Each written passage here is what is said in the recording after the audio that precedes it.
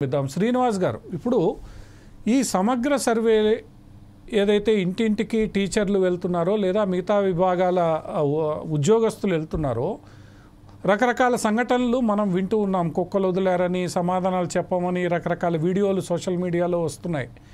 మేము ఎందుకు చెప్పాలి అని చెప్పి, ఎందుకు ప్రజల నుండి ఇటువంటి వ్యతిరేకత లేదా మేము ఎందుకు చెప్పాలి అన్న భావన వస్తోంది?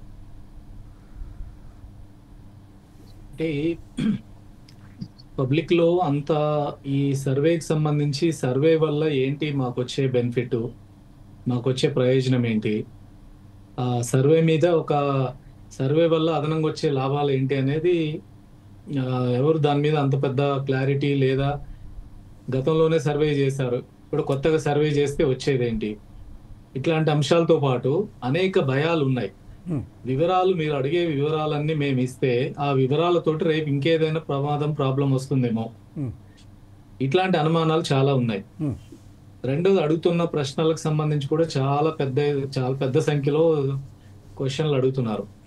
ఈ అన్ని ప్రశ్నలు చాలా విషయాలు ఇవన్నీ ఇస్తే రేపు ఎక్కడైనా లీక్ అవుతాయా, రేపు ఏమైనా ఇబ్బంది వస్తాయా? ఇప్పటికే ఎందుకంటే సైబర్ క్రైమ్స్ ఎక్కువైపోతున్నాయి.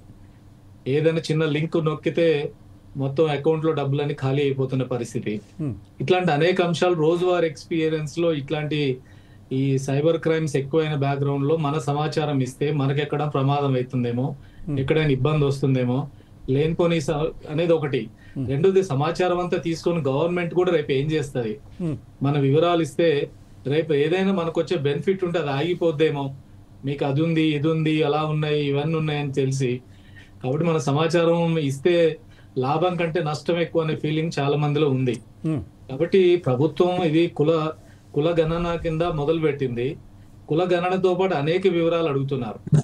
ఇన్ని వివరాలు నిజంగా అవసరమా? ఒకటి, మేము సిపిఎం పార్టీగా కులగణన ఆహ్వానిస్తున్నాం. కులగణన చేయాలి. ఎందుకంటే ఈరోజు ఆ కులాలు, వాటి వివరాలు అన్ని అందరం దాదాపుగా సమాజంలో అవన్నీ వివరాలు ఉన్నాయి. కానీ ఎగ్జాక్ట్ వివరాలు ఏంటంటే ప్రభుత్వం లెక్కలు వేసి తేల్చితే మంచిదే, ఏమీ అభ్యంతరం లేదు. అందుకని మేము కూడా స్వాగతిస్తున్నాం. ఇవి స్టేట్ గవర్నమెంటే కాదు, యాక్చువల్ గా చట్టబద్ధం కావాలంటే సెంట్రల్ గవర్నమెంట్ చేయాలి. సెంట్రల్ గవర్నమెంట్ రేపు క్యాస్ట్ సెన్సస్ వచ్చే సంవత్సరం చేయబోతుంది. క్యాస్ట్ సెన్సస్ జనాభా లెక్కలు యాక్చువల్ 2021లో జరగాలి. 2021లో జరగాల్సిన జనాభా లెక్కలు మోడీ గవర్నమెంట్ వాటిని ఆపేసింది. సో ఇప్పటి వరకు జరగలేదు. కానీ వచ్చే ఏడాది చేస్తామంటున్నారు. వచ్చే ఏడాది చేసేటప్పుడైనా మీరు జనగణనతో పాటు కులగణన చేస్తే ఆ క్యాస్ట్ సెన్సస్ కు బలం దొరుకుతుంది, అది చట్టబద్ధం అవుతుంది. రేపు ఏదైనా ఇంప్లిమెంట్ చేయాల్సి వస్తే దాని బేసిస్ మీద చేయొచ్చు.